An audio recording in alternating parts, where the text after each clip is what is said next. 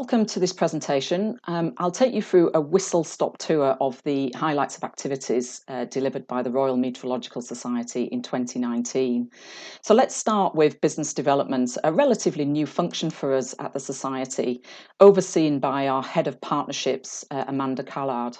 And you can see there's a number of activities that we get involved with through our business development function.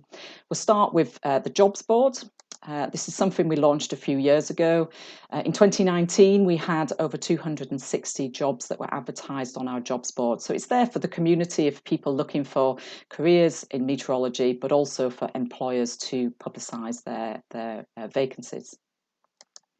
Another key area is strategic partnerships, and here are a few of our long-standing strategic partnerships and some new ones that we developed in 2019 as well. Amanda also looks after the team that oversee marketing and comms, and in 2019 we delivered on a number of activities in our marketing and comms team. Melissa is our new comms manager and Etana, our digital marketing manager, oversee this function. So let's take a look at some of these. In 2019, we implemented the rebrand of the Society, which you can see has strengthened and unified the various different brands that we have across the main Royal Meteorological Society brand, but also Metlink and the Weather Club. And it's also unified it across the different platforms we have, whether that's in print or online. We also continue to deliver a very active media outlet. So we delivered over 150 media interviews during 2019 and saw growth in our followers on both Facebook, Instagram and Twitter during the year. Our website continues to be a very active platform for us, providing regular news items and various resources on weather and climate, as well as the activities of the Society, including membership, events, things like scientific publishing and accreditation. And in 2019, we launched our podcast series. So I'd encourage you to visit the podcast website. The URL is shown here. We have now over 20 podcasts in the series, and I'd encourage you to go and listen to those. Amanda's area also looks after membership and accreditation, and membership is a really key part of our Society. We have over 3,000 members. In 2019, we saw a slight drop in membership of 0.3%, so we ended the year with 3,233 members.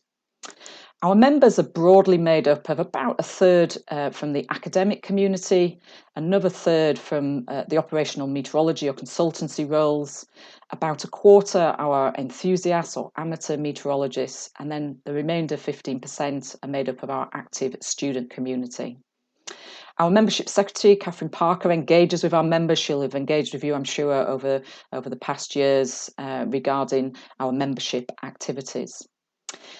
The bottom graph shows the breakdown in membership through the age ranges, and you can see there's a broad spread of different ages that we have of membership, from the kind of early 20s through to the over 75s.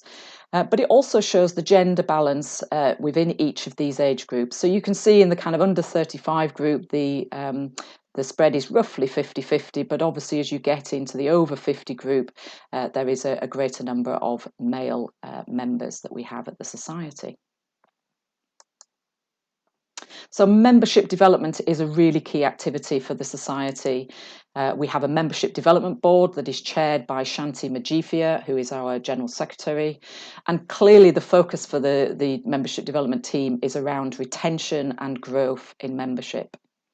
In 2019, we relaunched our fellowship scheme and actually saw growth in the number of fellows during 2019.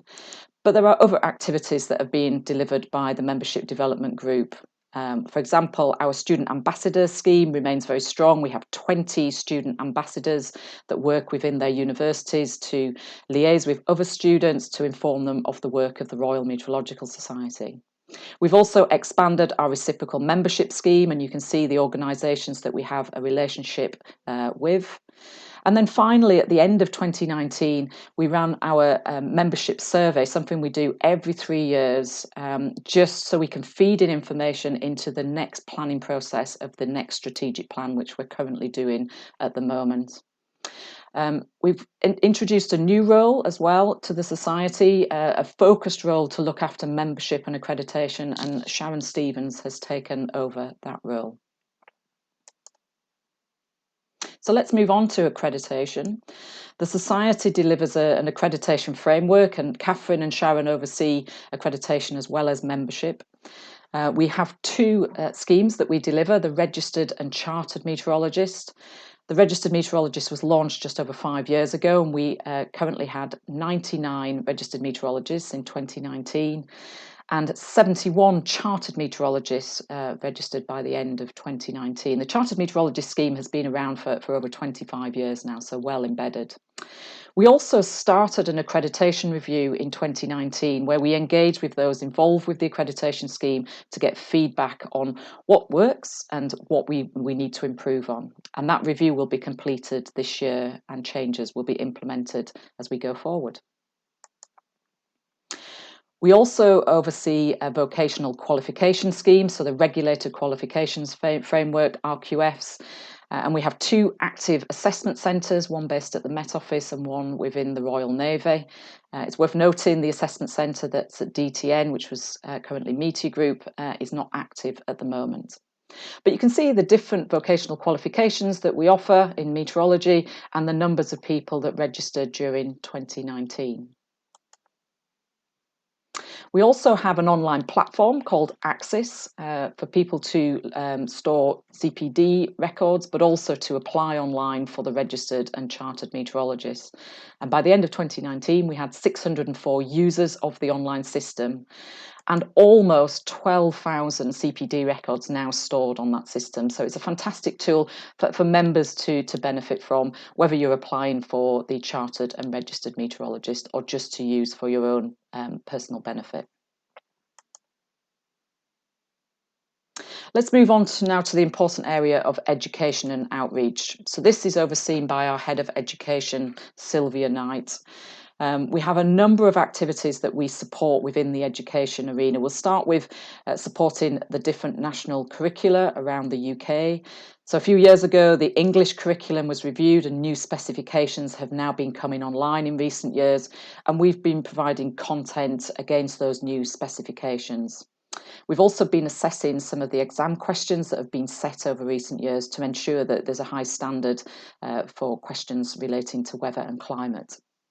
We've been working with Scottish teachers as well, so a lot of the resources that we have for the English curriculum is also beneficial to the Scottish curriculum, but we need it to benchmark across to the differences that exist in the Scottish curriculum.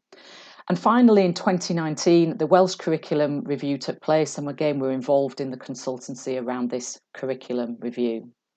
We also actively provide support to teachers, so we deliver CPD activities on weather and climate, and we also deliver face-to-face trainee geography teacher training and an online Future Learn course called Can Rain or Shine, which is currently running at the moment. We have an education platform called MetLink, and I'd encourage you to visit this website. It has lots of fantastic resources on there for teachers and schools. And in 2019, we delivered a number of new resources onto this platform. I've already mentioned the dedicated section for the Scottish curriculum and Scottish teachers. We also delivered a number of short films as tasters to begin subjects in schools. We introduced some new resources on tropical cyclones and also one using tree ring data to investigate past climate, and also some resources for Key Stage 2 SATs exams. And the final one is a resource delivered jointly with Create Education, which takes the Central England temperature sections and develops some 3D printing resources to engage with this data. Outreach, I've already mentioned our media activities during 2019 and our social media activity as well. But also in addition to that, we have the Weather Club. And again, I'd encourage you to visit the Weather Club website and look at the content on there that's geared up for a general public audience. We have 3,600 people registered to the Weather Club, and they receive annual regular correspondence, including newsletters. And during 2019, we introduced a number of new guest writers for the Weather Club as well. Also worth mentioning is our Weather Photographer of the Year. We ran that again in 2019. It's becoming an annual competition. We jointly ran that with Weather Pro last year. And we engaged with a general public audience from around the world through this competition. We had 6,000 entries for the 2019 competition from over 2,000 amateur or professional photographers. Let's move on to meetings and conferences. This is a very busy programme yet again from the events team. We now have expanded the team, so we have 2 part-time event managers, Sam and Vicky, and we also have a full-time event system, that's Susie. We run a number of events, both national meetings but also local centre meetings, and we ran 56 of those during 2019 in total, with a total attendance of 780 delegates. We continue to provide remote participation at most of these meetings. Even the local centre meetings as well have started to do remote participation. Although, of course, in 2019, these events were face-to-face events, which is obviously a challenge for us at the moment. And we're now starting to run virtual events online, which I'll talk about in a minute. And again, most of the events that we run are joint events with other organisations. We have a number of local centres around the UK. You can see their locations here. Most of them providing, again, an active programme of events themselves. And as I said, also doing live streaming of their events as well. Conference-wise, we delivered 4 conferences in 2019. The Atmospheric Science Conference, we run jointly each year with the National Centre for Atmospheric Science, NCAS. That took place in July at the University of Birmingham, and we had 180 delegates attend that with some very positive feedback from those in attendance. We also hosted our annual Student and Early Career Scientists Conference, again at the University of Birmingham, and we had 60 delegates attend this event. It's worth noting this year that the Student and Early Career Scientists is going to be a virtual event. It takes place next Monday and Tuesday, and we've already had 250 delegates register for this online event. We also ran Weather Live, so this is an annual one-day event for our amateur enthusiasts in meteorology, and this took place at the Royal Statistical Society in London, and we had 55 people attend this event.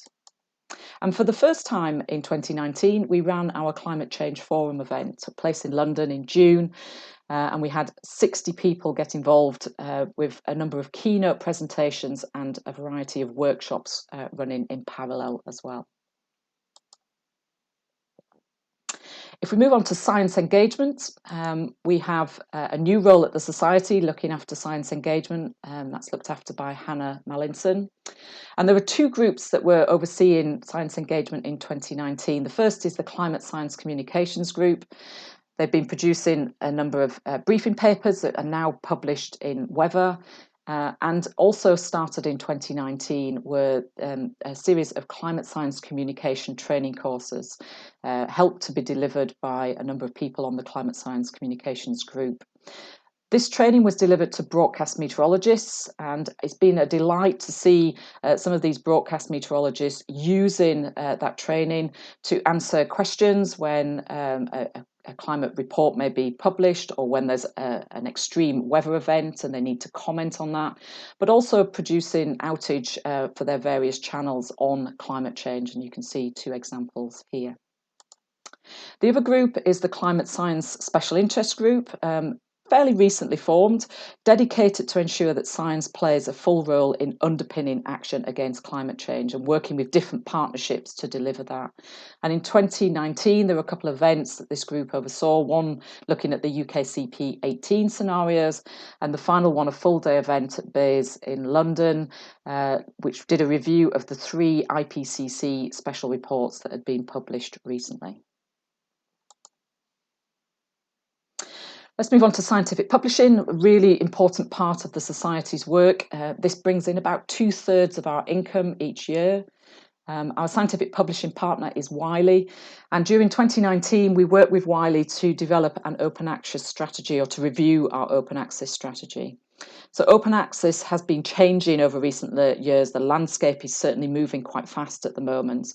And in 2019, we did an analysis of our journal portfolio and also a number of surveys. And the decision in 2019, as part of this open access strategy, was to flip one of our journals to become fully open access and also to launch a new fully open access journal. So if we take a look at our current portfolio, we have 7 journals within the series, and we're about to launch our 8th one later this year. You can see the ones that are fully open access that have a star by them. So by the end of this year, we will have 4 of our 8 journals in the portfolio that will be fully open access. As I say, in 2020, at the beginning of this year, we flipped meteorological applications to become fully open access. All our journals are available on the Journals Hub. Again, the website URL is here, and I'd encourage you to go and have a look, particularly for those open access journals or articles published on Open Online that anybody can view and access. We also have a scientific academic book series. We were publishing that jointly with Wiley in 2019. We've been doing that for about 10 years now with Wiley, and that contract was terminated at the end of last year. You can see the number of books that we've published over the last 10 years, the series that we published jointly with Wiley, the years that they were published in, and the total number of books that were published during that time. We're delighted to announce that the new academic book series was launched at the beginning of this year jointly with Elsevier, and we now have a new book editor in place as well. In 2019, we also launched our book endorsement programme, and 2 books were published that we endorsed in 2019. One called The Aeronauts, and the second one, The Invisible Killer by Gary Fuller. Finally, we'll move on to awards and prizes. In 2019, these were the award winners for the Society's awards and prizes. We announced this yesterday. Normally, we would present the awards and prizes at our AGM, but because it's virtual this year, we've done an online announcement, so you can find all the citations for the various winners, and the various acceptance speeches as well from the winners can be found on the Society's website. So congratulations to all of them. So that's a whistle-stop tour of all of our activities. There are a few members of staff that I haven't mentioned yet who are involved in more support roles. So we have Sean Cave, who's our Chief Finance Officer, Kathy Maxwell, who looks after IT, Kate Groom, who is our Office Manager, and a new role at the Society overseen by Britta, who is our Admin Assistant. And I'd just like to say a really big thank you to the Society's team. You'll see as we've gone through this presentation, the team has grown significantly over the last 12 months. We've had new members join the team. We've had a few people leave the team. We've had a couple of maternity leaves to manage within 2019 as well. So a lot of new names that have appeared during this presentation, and hopefully we'll all get to meet up with members as we come out of lockdown and get back to delivering some of our face-to-face events. I'd also like to say a huge thank you to all the volunteers. Many of you who are on this presentation, listening to this presentation today, have volunteered your time for the Society over the recent years. We have over 300 volunteers who support the work of the Society, and we're indebted to their support really to help deliver all the important activities that I've shown here today. Thank you.